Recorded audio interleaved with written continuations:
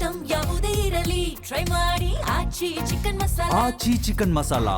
ದೇಶ ಕಂಡಂತಹ ಅಪರೂಪದ ಗಾಯಕಿ, ಸಂಗೀತ ಲೋಕದ ಧ್ರುವತಾರೆ, ಗಾನ ಶಾರದೆ ಜಾನಕಮ್ಮ ಅವರು ವಿಧಿವಶರಾಗಿದ್ದಾರೆ.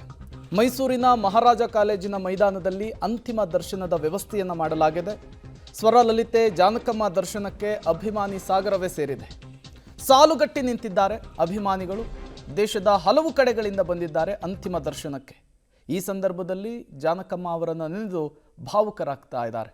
ಬಿಕ್ಕಿ ಬಿಕ್ಕಿ ಅಳ್ತಾ ಇದ್ದಾರೆ. ನೀವು ಕೂಡ ದೃಶ್ಯವನ್ನು ಗಮನಿಸ್ತಾ ಇದ್ದೀರಿ. ಇದು ಮೈಸೂರಿನ ಮಹಾರಾಜ ಕಾಲೇಜಿನ ಮೈದಾನದ ದೃಶ್ಯ. ಅಪಾರ ಸಂಖ್ಯೆಯಲ್ಲಿ ಅವರ ಅಭಿಮಾನಿಗಳ ಬಳಗ ಈಗ ಸೇರಿರುವಂಥದ್ದು. ಅಂತಿಮ ನಮನವನ್ನು ಸಲ್ಲಿಸೋದಕ್ಕೆ ಮುಂದಾಗಿರುವಂಥದ್ದು. ದಕ್ಷಿಣ ಭಾರತದಲ್ಲಿಯೇ ದೊಡ್ಡ ಮಟ್ಟದಲ್ಲಿ ಹೆಸರನ್ನು ಮಾಡಿದವರು ಜಾನಕಮ್ಮ ಅವರು.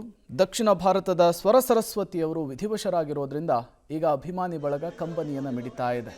ಒಬ್ಬೊಬ್ಬರೇ ಬಂದು ಅಂತಿಮ ದರ್ಶನವನ್ನು ಪಡೆದು ತೆರಳುತ್ತಾ ಇರುವಂತಹ ದೃಶ್ಯ. ಮತ್ತೊಂದು ಕಡೆ ಜಾನಕಮ್ಮ ಅವರು ಇಲ್ಲ ಅನ್ನುವಂತಹ ನೋವು ಯಾವ ರೀತಿ ಅಭಿಮಾನಿಗಳನ್ನು ಕಾಡ್ತಾ ಇದೆ ಅನ್ನೋದನ್ನು ಕೂಡ ನೋಡ್ತಾ ಇದ್ದೀರಿ.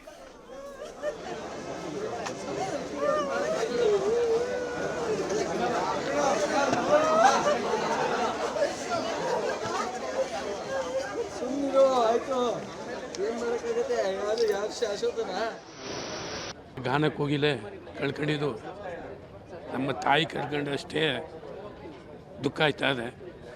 ಏಕೆಂದರೆ ಅವರು ಗಾನಕ್ಕೆ ಹೋಗಿಲ್ಲ ಅಂತ ಕಂಠ ಇವತ್ತಿನ ಜನ್ರೇಷನ್ಗೆ ಮುಂದಿನ ಜನ್ರೇಷನ್ಗೆ ಯಾವತ್ತೂ ಮರೆಯೋಕ್ಕಾಗಲ್ಲ. ಅವರ ಚಿಕ್ಕ ಮಗುನ ವಾಯ್ಸಿಂದ ಹಿಡಿದು 60 ವರ್ಷ ಜೀವರ ವಾಯ್ಸವರೆಗೂ ಅವರು ಹೇಳ್ತಾಯಿದ್ರು. ಅದು ಎಲ್ಲರಿಗೂ ಬರೋಲ್ಲ ಸರ್, ಎಲ್ಲರಿಗೂ ಎಲ್ಲೋ 100 ಕೋಟಿ ಒಬ್ರಿಗೆ ಆ ಥರ ಕಂಠ ಬರೋದು. ಇವತ್ತು ಭಾರಿ ದುಃಖ ಆಯ್ತದೆ.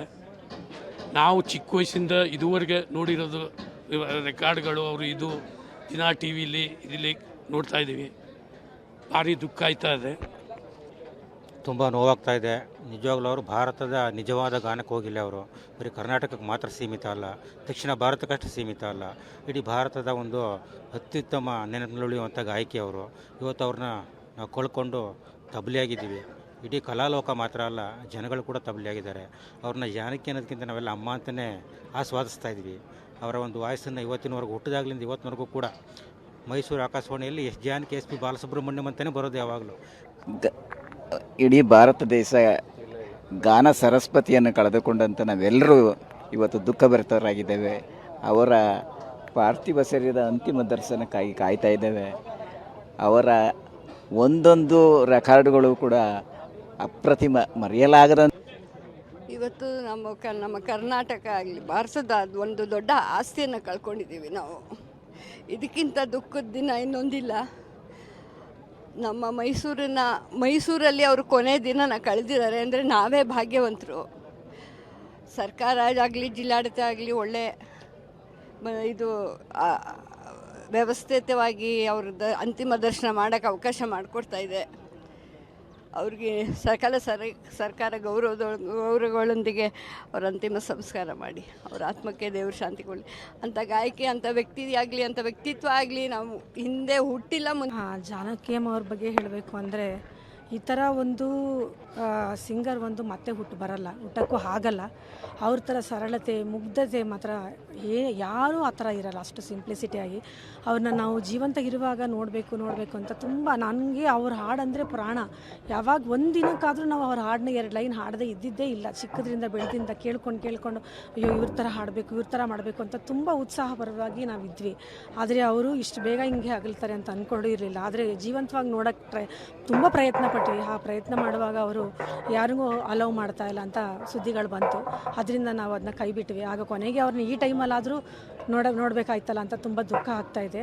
ಅದರಾದರೂ ಇಂಥ ಅವಕಾಶ ಮೈಸೂರಲ್ಲಿ ಬಂದು ಅವ್ರನ್ನ ನೋಡೋಕ್ಕೆ ನಮ್ಗೆ ಅವಕಾಶ ಆಯ್ತು ಅಂತ ತುಂಬ ಒಂದು ಕಡೆ ಇದು ಆಗುತ್ತೆ. ಇದು ಜಾನಕಮ್ಮ ಅವರು ಸಂಪಾದಿಸಿರುವಂತಹ ಆಸ್ತಿ ನೋಡಿ. ಯಾವ ಪ್ರಮಾಣದಲ್ಲಿ ಇವತ್ತು ಅಭಿಮಾನಿ ಸಾಗರ ಮೈಸೂರಿಗೆ ಹರಿದು ಬಂದಿದೆ ಅಂಥೇಳಿ ಜಾನಕಮ್ಮ ಅವರ ಅಂತಿಮ ದರ್ಶನವನ್ನು ಪಡೆಯೋದಕ್ಕೆ ಮುಂದಾಗ್ತಾ ಇದ್ದಾರೆ. ಕನ್ನಡಿಗರ ಎದೆಯಲ್ಲಿ ಪ್ರೇಮ, ಮಮತೆ, ಹಂಬಲ, ಹಾರೈಕೆಗಳೆಲ್ಲವೂ ಇರುವವರೆಗೂ ಕೂಡ ಜಾನಕಮ್ಮ ಅವರು ಎವರ್ಗ್ರೀನ್ ಆಗಿರ್ತಾರೆ, ಶಾಶ್ವತವಾಗಿರ್ತಾರೆ ಅನ್ನೋದಕ್ಕೆ ಅಭಿಮಾನಿಗಳ ಈ ಮಾತೇ ಸಾಕ್ಷಿ.